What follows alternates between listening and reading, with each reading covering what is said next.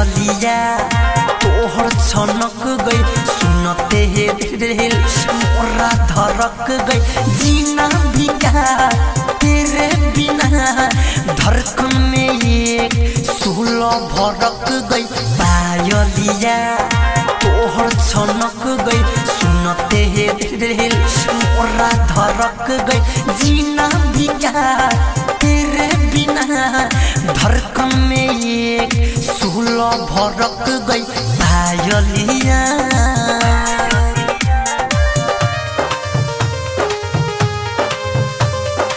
ज्योति recording studio घोड़ा सहन लखान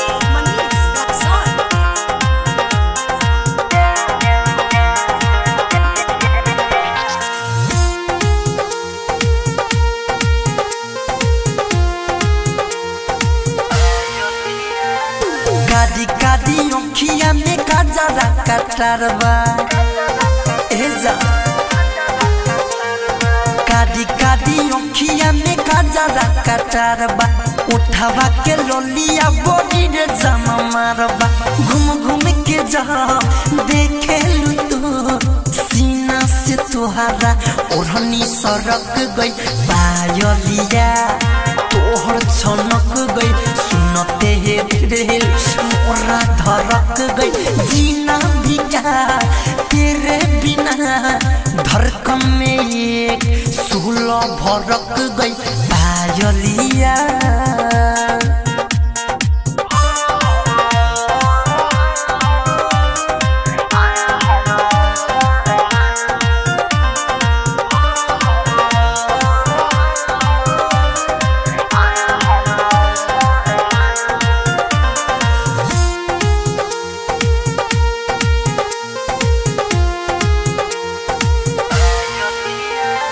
कहेलू दीवाना राइटर मिथलेश के